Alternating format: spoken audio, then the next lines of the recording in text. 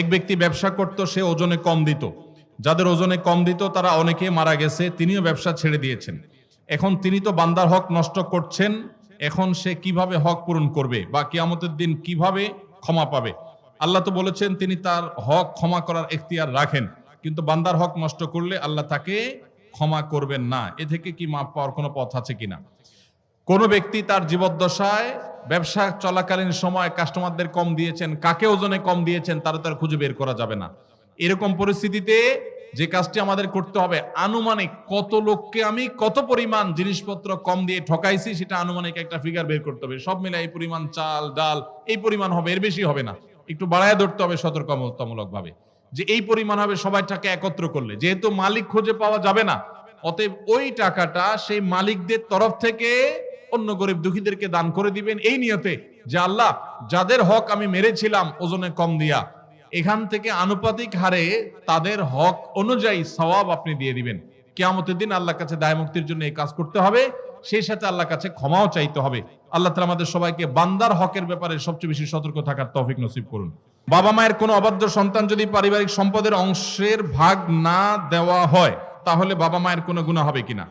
বাবা মার মৃত্যুর পর তাদের সম্পদের অংশ ভাইরা বোনেরা নিজেরা ঠিকঠাক করে বন্টন না করে, কাউকে যদি ঠকায়, বাবা মার যদি কোনো ত্রুটি না থাকে, তারা যদি কোনো ভুল ওসিয়ত করে না যায়, সন্তানদেরকে কুশিক্ষা দিয়ে না যায়, তাহলে তাদের কোনো দায় নাই।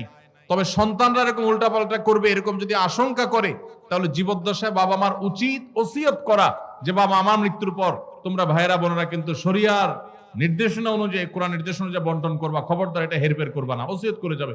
ওসিয়ত করার পরও যদি সন্তানরা উল্টাপাল্টা করে, বাপমার আর কোনো দায় থাকবে না।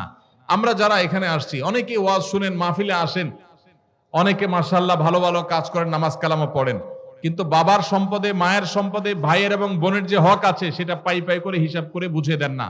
সবাই বুঝে দিবেন তো ইনশাআল্লাহ? আমি সোহাগ বিন ইসলাম, আগে একটা সুদী ব্যাংকে চাকরি করতাম, কিন্তু আপনার লেকচার শুনে তাকওয়া বৃদ্ধি পায় এবং সেই চাকরি ছেড়ে দেই। আমার বাবা মা সবাই, এমনকি স্ত্রীও চাকরি ছাড়তে নিষেধ করেন। আমি তাদের বুঝাই যে আল্লাহ রিজিকের ব্যবস্থা করে দিবেন। এখন আমি একটা মসজিদে খুতবা দিই আলহামদুলিল্লাহ। এখন আমার প্রশ্ন হলো, আমি যে টাকাটা পেয়েছি চাকরি ছাড়ার পর সেটা বিধান কি? যে ভাই প্রশ্ন লিখেছেন তাকে আমি স্যালিউট জানাই, সাধুবাদ জানাই এবং তাকে আমি মুবারকবাদ জানাই। আল্লাহ তাআলা আমার এই ভাইয়ের, তার যে হারাম ছেড়েছেন, তার যে স্যাক্রিফাইস করেছেন, এটা তার পরিবারকে মেনে নেওয়ার, সবর করার তৌফিক আল্লাহ তাআলা দান করুন। এবং যেটা তিনি ছেড়েছেন আল্লাহ তাআলা তার জন্য তার উত্তম বিকল্প আল্লাহ তাআলা তাকে ব্যবস্থা করে দেন। আর সেই সাথে এটা বলবো যে আপনি যখন হারাম উপার্জন করেছেন তখন আপনার ভিতরে চেতনা ছিল না, বোধ ছিল না, তখন আপনি সেই উপার্জন যেটা করেছেন, সেই উপার্জিত টাকা যেগুলো ভোগ করে ফেলেছেন, আপনার বোধ হওয়ার আগে, তওবার আগে, সেন্স তৈরি হওয়ার আগে, সেগুলো আল্লাহ তাআলা আপনাকে মাফ করবেন ইনশাআল্লাহ। কারণ আল্লাহ সুবহানাহু ওয়া তাআলা বলেছেন, ফামান জাআহু মাউযাতুম মির রাব্বিহি ফান্তাহা ফালাহু মা সালাফ।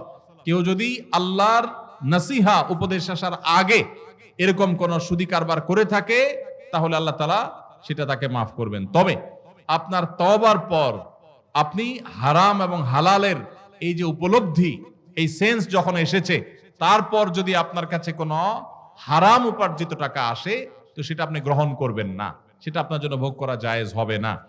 এখানে আপনি কোন টাকা এসেছে, কিভাবে এসেছে, কখন এসেছে, সেটা এই প্রশ্নের মধ্যে আমরা দুইটা পার্ট করে দিয়েছি।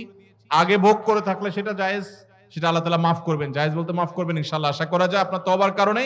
আর পরে যদি এসে থাকে আগের হারাম টাকাই পরে আসছে তওবার পরে, তাহলে এখন আর এটা গ্রহণ করবেন না, এটা আপনার জন্য জায়েজ হবে না।